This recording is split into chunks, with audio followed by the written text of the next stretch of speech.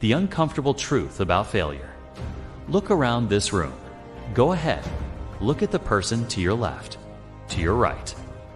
Now, look in the mirror. What do you see? You see failure. That's right. Every single one of you. Every single one of us. We are all walking, breathing monuments to things that didn't work. Plans that fell apart, dreams that stumbled, and efforts that crashed and burned. And that is powerful. We spend so much energy running from failure, hiding it, pretending it didn't happen, feeling the hot shame creep up our necks when we remember that presentation, that rejection, that project that went down in flames. We treat failure like a contagious disease, like a stain on our permanent record. Stop it. Failure isn't the opposite of success. Failure is success in its work clothes. It's the messy, sweaty, sometimes heartbreaking process. Think about it. The Wright Brothers, crashing gliders on the sand dunes of Kitty Hawk. Failure after failure after failure.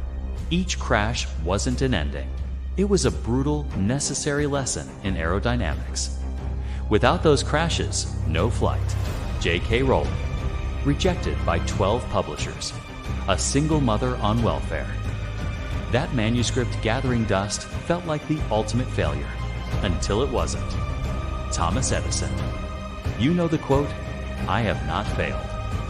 I've just found 10,000 ways that won't work." 10,000. That's not just persistence. That's seeing failure as pure, unadulterated data. Failure is the universe's most honest feedback. It doesn't lie to spare your feelings. It screams, this path, this approach, it ain't working. Pivot, adjust, learn, grow. It teaches you resilience you never knew you had. When you pick yourself up off the floor after a knockout blow, dust yourself off and say, okay, what did I learn? What's next? That's when you forge a spirit that cannot be broken. Failure reveals your true character. Anyone can be graceful when they're winning. But who are you when you lose? Do you blame others? Make excuses? Crumple?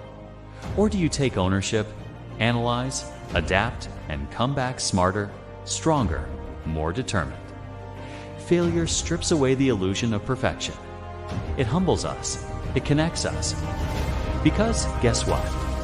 Everyone you admire, everyone who has achieved anything meaningful, has a graveyard of failures behind them. Knowing that, that's solidarity.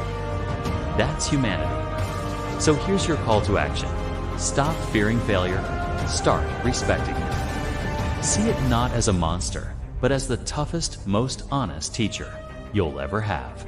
Embrace the sting, but don't wallow in it. Feel the disappointment. Acknowledge the hurt. Then get curious. Why did this happen?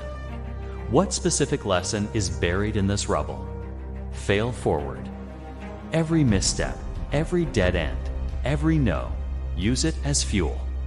Adjust your aim. Refine your strategy. Sharpen your skills. Let failure sculpt you into something more capable, more insightful, more resilient. Share your failures.